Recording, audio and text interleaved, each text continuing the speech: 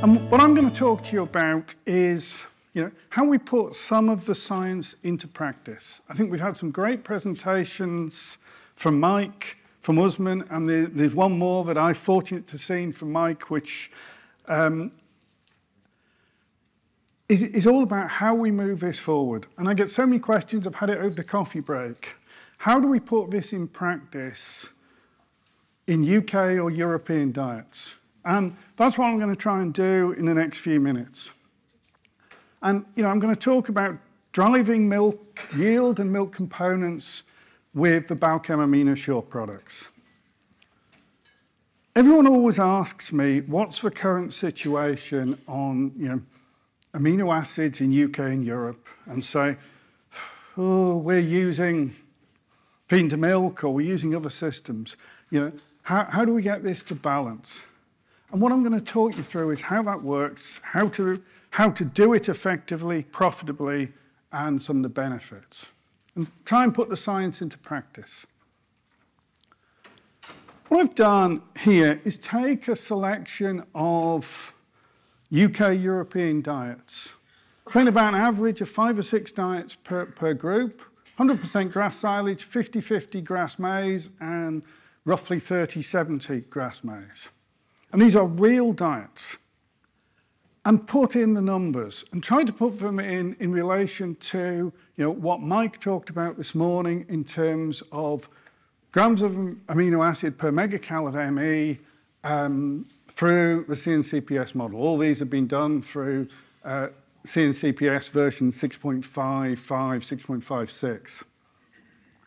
And you'll see here that 0.91 is where the methionine comes out. Whether you're on a grass silage diet or a 70-30 maize. Mike talked about 1.19 as a requirement. Sometimes we get away with formulating to 1.1, but every UK diet I see is deficient in methionine by, in round numbers, at least 0.2 of a gram of methionine per megacal. Mike and Usman talked about lysine. And again, little bit of difference here depending on how much protein you're feeding, but you've got a range of 2.64 to 2.9 on the lysine, against a requirement of at least 3. Mike, in his final few slides, was talking about 3.2. Histidine, numbers better than methionine, perhaps not hitting the 1.19, but a little bit of variation. And again, at coffee, we're talking about the ratio of lysine to methionine. And all these diets are about 3 to 1. I think didn't perhaps come out so much, but the target is about 2.7 to 1.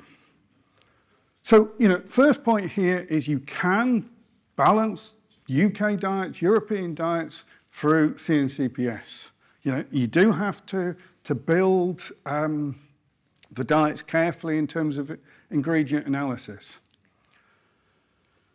And Mike talked a lot about limiting amino acids. And if you start to put some numbers on the limitations, you will see here that you've got, in every case, methionine was limiting. Between 75 and 79% of the requirement. So, methionine in all those 3 diet scenario situations was the first limiting amino acid. Lysine was coming in second limiting in all those situations, and between 82 and 90% of the requirement. And I think this was the point Mike tried to make, is often people put little bit of methionine in and say, we didn't get a response. Well, you've got to then take the next limiting amino acid. And that to me is where so many people make mistakes with amino acid balancing. They don't actually amino acid balance. They supplement methionine as a feed additive. Where we are going, and I think one of the messages from Mike was amino acids have a requirement, and that is absolutely key.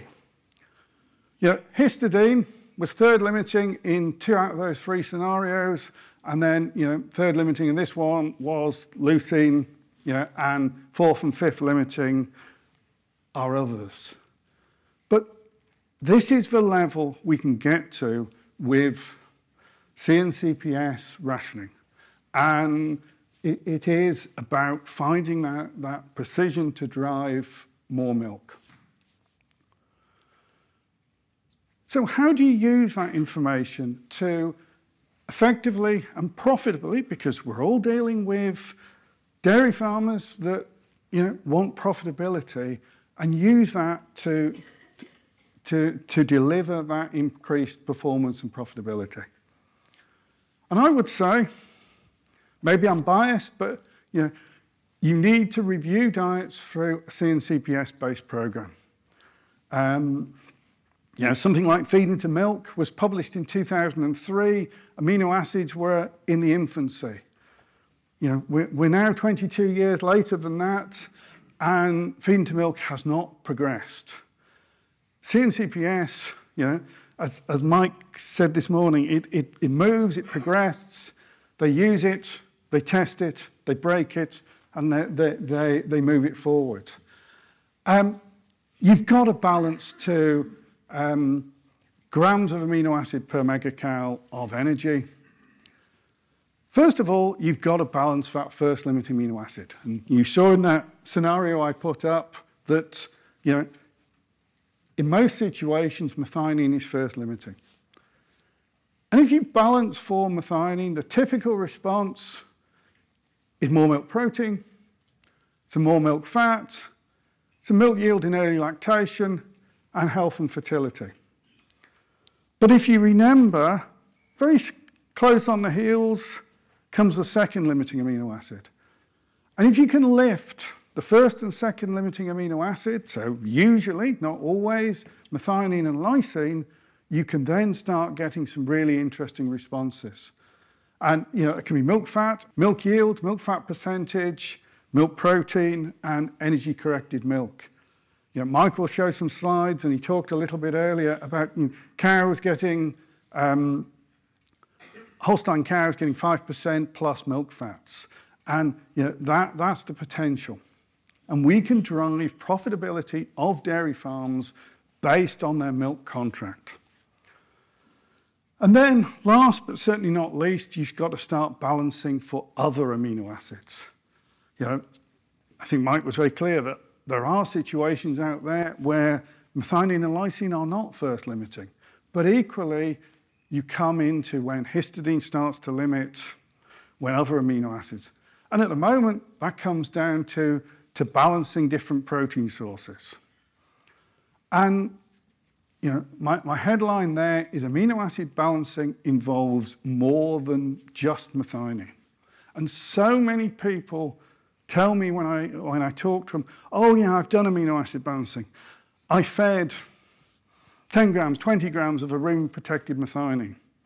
That's not methionine balance. That's not amino acid balancing. That's using it as an additive. We've got to move forward and really move it forward as amino acids are a required nutrient for dairy cows. And let's put some of this in practice. This is a real diet. The methionine per ME, lysine per ME, the ratio, etc. One thing I could do, you look at that, it's 0.89 on methionine. I could increase that methionine to 1. It's a step in the right direction. Do that by adding 8 grams of metabolizable methionine. I'd get a milk protein response. Probably at that sort of level, milk protein of 0.1%. Depending on your milk contract, how much you pay for milk protein, gives you 1.5 to 2 to 1 return on investment. The alternative is to do full amino acid balancing. So lift that methionine towards 1.1, not as far as 1.19, get that ratio to close to 2.7, get that lysine, somewhere towards 2.9, that gets you, you're adding 13 grams of methionine, 17 grams of lysine. The response there will be more milk fat, and more milk protein. If you do that, the return on investment is about 3 to 1. Yes, the cost is more, the investment is more, but the return on investment is much clearer. And that, to me, is true amino acid balancing. And that's where we've got to go if we're going to achieve the sort of milk yields and potentials of the genetic potential of our cows. And amino acid balancing gives increased performance and profitability. But, that was a bit of an example. Let me show you some real diets, some real examples. This was a fairly high yielding UK herd. This was the amino acid profile, 0.94, 2.75, ratio of just about 3 to 1. We balanced up. We increased methionine and we increased lysine. Getting towards the sort of numbers Mike was talking about. What happened? Milk yield response of about 600 kilos a cow per year. Milk protein, 0.15, milk fat, 0.12. There was also an improvement in fertility and health. And one of the comments that came back from the dairy farmer was, actually, that paid for the amino acids, let alone what he got in terms of response. So don't let anyone say to you, amino acids balancing is a cost and it isn't economic. In my opinion, you can deliver economic benefits by amino acid balancing.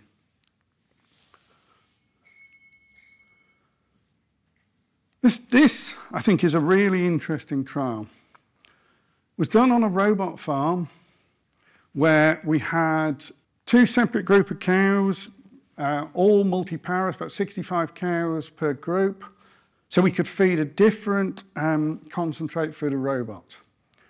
And these are the total diets, and you will see that we slightly reduced crude protein, which was part of the objective, but we amino acid balanced. We lifted the methionine to 1.12 and the lysine to 3.1. Because you've reduced crude protein, you also increase starch. There were some sustainability elements of this, and so, the amino acid balanced diet actually had less soya and less protected soya in there. So for some of the challenges that some of the dairy companies are there in terms of soya, this was part of what we were trying to do here. But, this trial ran for 6 months, and it's a farm trial. But milk yield increased at 3.2 kilos more milk. That is absolutely huge in terms of the economics. You got the same milk protein and milk fat percentages. So you've got an increase in milk protein and milk fat yield. You've got an improvement in nitrogen use efficiency. But we drove more milk. And the economic return depends quite where you take milk price, but was in excess of 3 to 1. I think if you did it at today's milk price, it would be probably nearer 4 to 1. And that, to me, is the sort of thing you can achieve by full amino acid balancing. Those of you who work with Balchem will know we do something called the Real Results Challenge, which is basically a challenge to anyone that says, come on, let's do a farm evaluation where we come along and we challenge you and say, if you feed one of our products, we capture the data, and what is the response? And a couple of examples here. The first one is from someone supplying milk for cheese. And I would really say amino acid balancing is about targeting where you want to go in terms of the milk market. In this Italian one, they're selling for cheese, or paid very well for milk protein. They fed 20 grams of AminoShure XM that supplies about 7.6 grams of metabolized methionine, which moved grams of methionine per ME by about 0.14. They saw exactly what we would sort of expect, just under a 0.1% milk protein response. The economic return on investment, because they've paid very well for milk protein, is about 9 to 1. That's economic. This was a UK herd where they supplemented or balanced for methionine and lysine. They had a fresh group fed for the first 40 days in lactation. And they fed between 7 and 8 grams of metabolizable methionine and lysine. And milk yield response over the first 120 days in lactation was 1.35 kilos of milk. Basically a 4 to 1 return on investment. So, amino acid balancing, here was milk protein, here was milk yield, because you've done things differently. And that, to me, is what amino acid balancing is really about. And in terms of benefits of amino acid balancing, and I'm probably just summarizing here, there are real opportunities to use amino acids to drive performance and profitability, and increase milk yield, increase milk fat yield, increase milk protein yield, increase energy-corrected milk, and support sustainability. You may not want to do all of them, depending on the milk contract. And it's about doing things differently, but it's allowing the cow to express her genetic potential. But to do this, you need the right tools. In my view, you need CNCPS. You need to use research-proven, high-quality bioavailable amino acids. And I'll come back to this, but I've seen so many people say, I've balanced for amino acids, but I used products that just didn't deliver. And that, to me, is one of the places it falls down. And you undoubtedly need to work with a nutritionist with an understanding or a willingness to learn on how to properly balance for amino acids. There are plenty of people out there who do not understand how to amino acid balance. And to me, you've got to work with people who do. And this is part of the opportunity that Balchem can help you with. I believe, a session like today, you will learn an awful lot. And your competition who are not in the room won't have that knowledge. And that, to me, is how we move you forward and how you move your herds forward. Right, I'm now going to talk, Balchem AminoShure products. When you are talking about supplementing amino acids to dairy cows, you've got to talk about rumen protection. And by that, the product has to be stable through the rumen. There are plenty of products on the market that claim to be rumen protected that just are not. And I'll show you some data on that in a minute. They have to be available for digestion in the small intestine. And I think really importantly is stability in the TMR. And that, to me, is absolutely critical, particularly, these days, more and more is put in the TMR. We feed, typically in Europe, once a day, a TMR. It has to be stable for that period. And you'll see some data. Some products have virtually zero stability in a TMR, and that is absolutely critical. That, if it's not stable in the TMR, it doesn't get in the cow's mouth. Whether it's great for the rumen and great in the intestine is irrelevant if it's been destroyed in the TMR. And then there has to be a biological response. Balchem, we've been an encapsulate company for almost 60 years.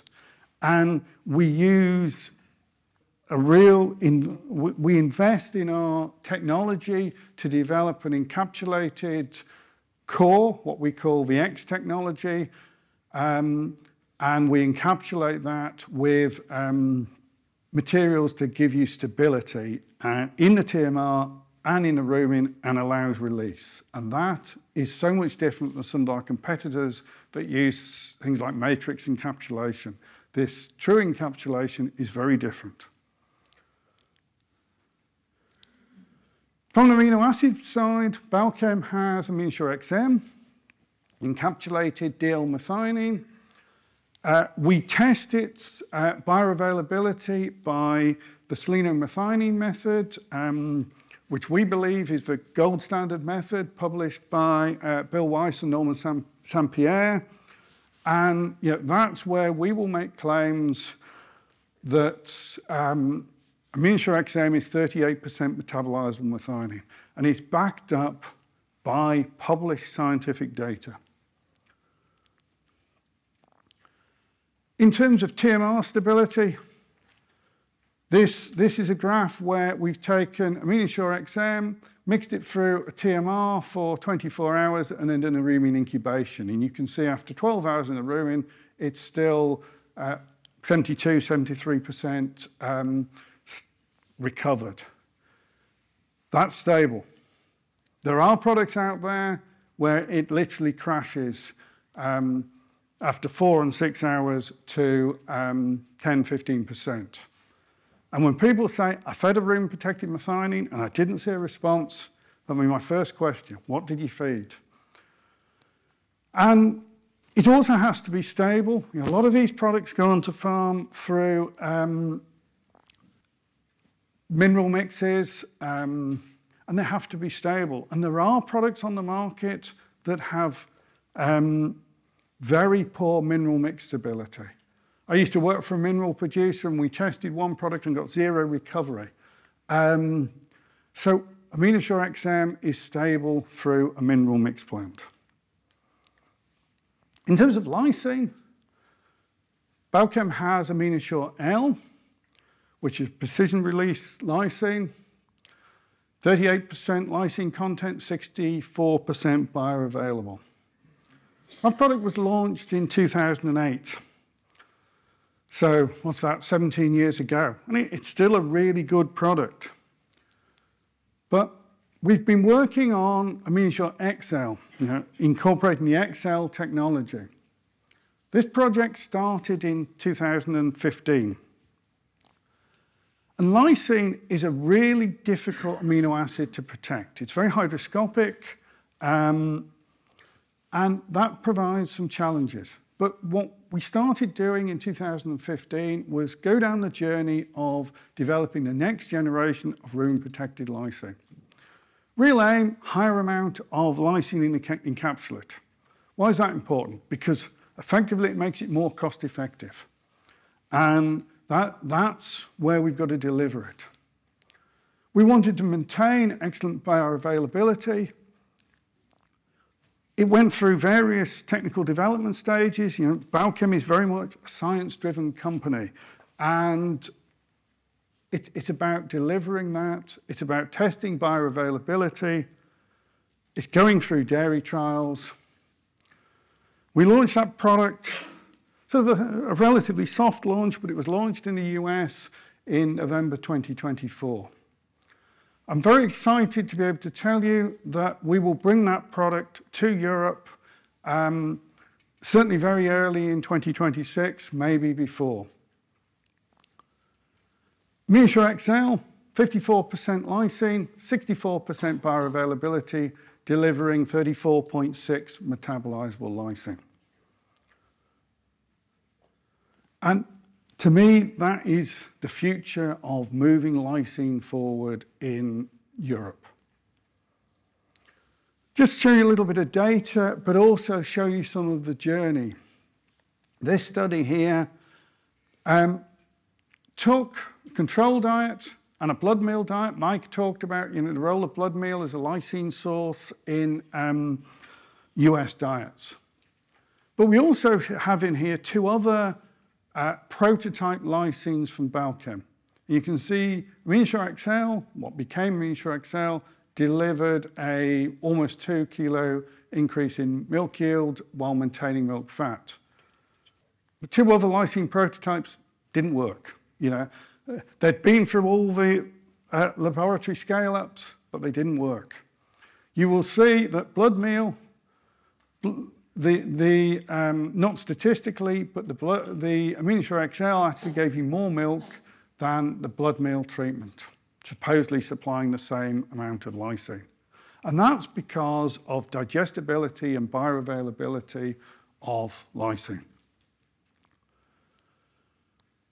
In this study, we tested AminoShure XL against probably the global market leader for lysine currently, and you will see that we got a 1.5 kilo response on milk in terms of the negative control, and the competitor didn't.